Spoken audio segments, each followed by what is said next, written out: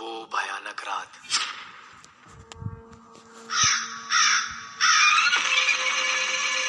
मैं कुछ समझ पाता उससे पहले ही उसकी एक जोरदार हंसी उस जंगल में गूंज उठी। ये कुल्हाड़ी देख रहे हो?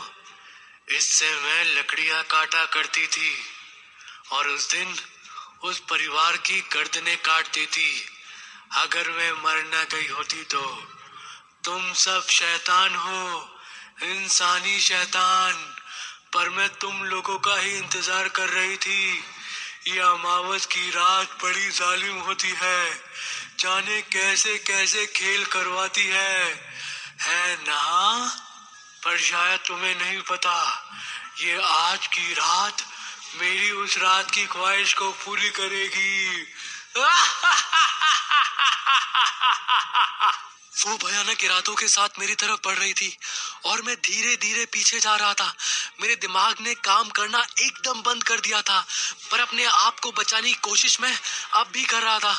हमें माफ कर दो, हम तो बस आपकी मदद करना चाहते थे। मैंने और मेरे परिवार ने आपका कुछ नहीं बिगाड़ा। प्लीज हमें जाने दीजिए।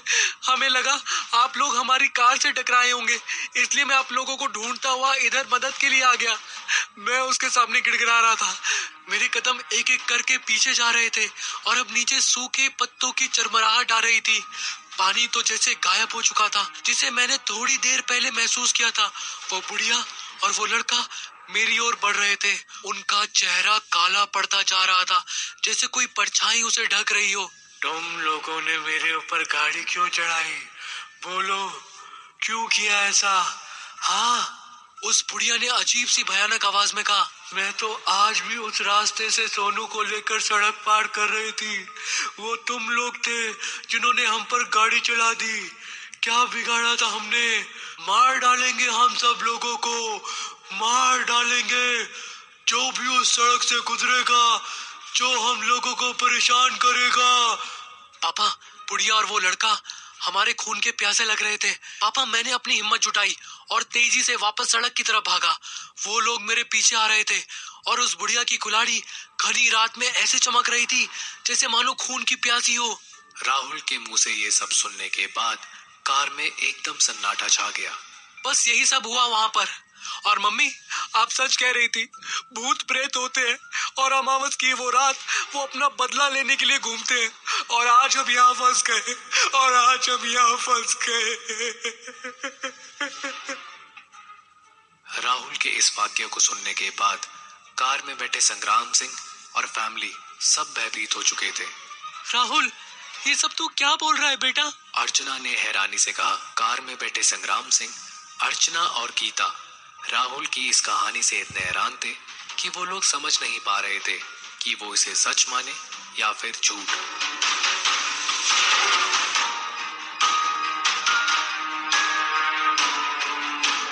और झूठ था भी तो राहुल ऐसी कहानियां क्यों बनाएगा? सच तो ये है कि भूतों पर विश्वास दो तरह के लोग करते हैं। एक वो जो उन्हें मानते हैं कि वो होते हैं, और एक वो जो उन्हें देख लेते हैं। और राहुल उन्हें देख चुका था, और राहुल के साथ साथ अर्चना और गीता भी अब उन्हें मान चुके थे। लेकिन संग्राम सिंह उन दोनों ही तरह के लोगों में से नहीं थे। संग्राम सिंह के भयभीत होने का कारण शायद वो कहानी नहीं बल्कि राहुल था। राहुल, बहुत हुई तुम्हारी ये बचकानी बातें। तुम इतने पढ़े लिखे होकर भी इन भूत प्रेतों की बातों में विश्वास करते हो। हद है ये तो। मुझे तुमसे ये उम्मीद नहीं थी। गीता और अर्चना को तो मैं समझा नहीं सकता, पर प्लीज तुम तो ये फिजूल की बातें मत करो। बस थोड़ी देर की बात और है और फिर हम इस जंगल से निकल जाएंगे और जल्द ही घर पहुंच जाएंगे। तुम लोग बिल्कुल भी चिंता मत करो। डर और इस रात ने तुम सबके दिमाग पर जादू कर दिया है, जो यहाँ से निकलते ही सही हो जाएगा, संग्राम सिंह ने कहा और कार की रफ्तार बढ़ा दी। हे राम, आप ये क्या कह रहे हैं? मैंने तो पहले ही कहा था ये अमावस की रात मनहूस होती है, और आज राहुल ने आत्माओं को देख भी लिया और वो हमारे पीछे भी पड़ गए हैं। कहते हैं कि अमावस में भटकती शैतानी आत्माएं आसानी से नहीं पीछा छोड़ती। हे भगवान, हमारी रक्षा करो।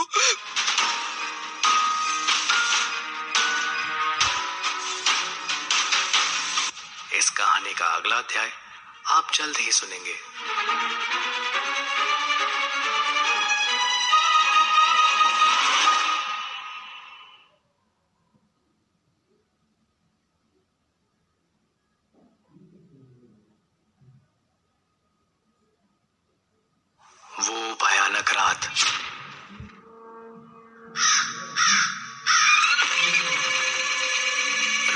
अपनी घड़ी संग्राम सिंह को दिखाई और बोला, हम सभी की घड़ी रुक गई है, यहाँ तक कि कार के डैशबोर्ड की घड़ी देखिए, वो भी रुक चुकी है।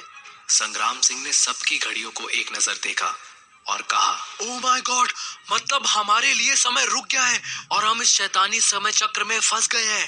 ओह माय गॉड, मतलब हमारे लिए समय रुक गया है और हम इस शैतानी समय चक्र में फंस गए हैं।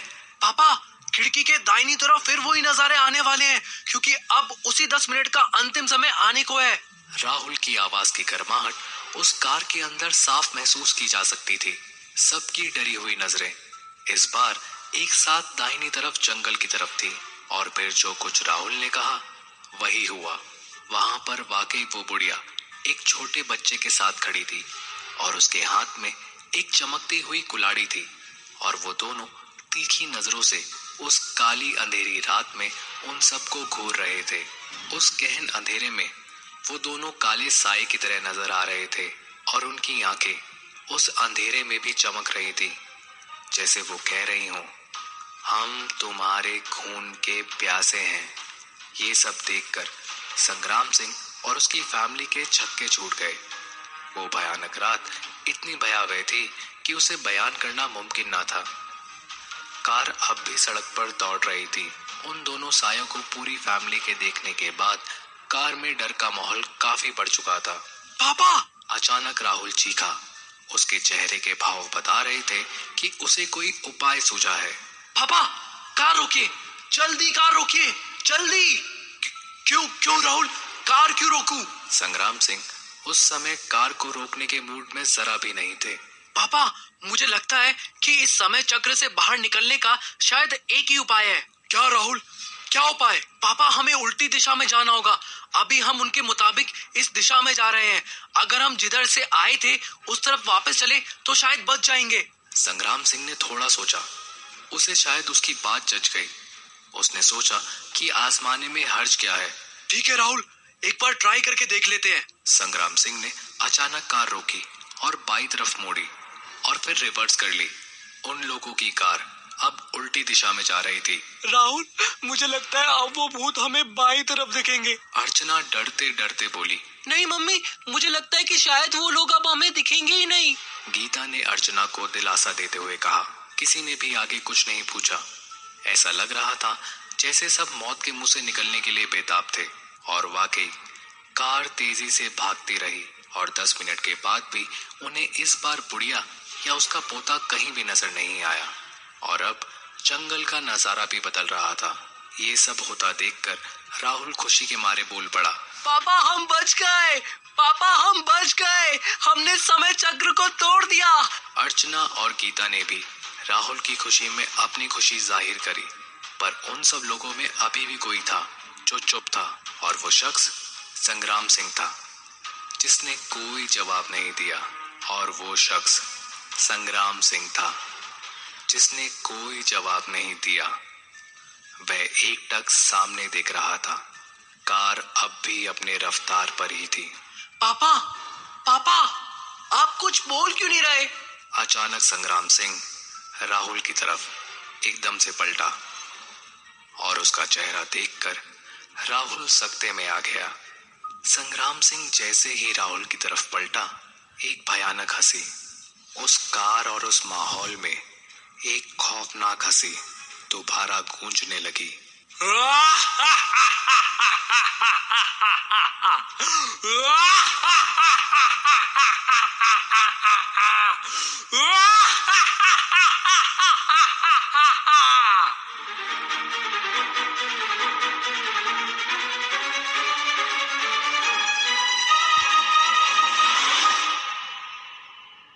और फिर जैसे अमावस की वो रात जैसे और डरावनी हो गई और फिर सब कुछ बदलने लगा।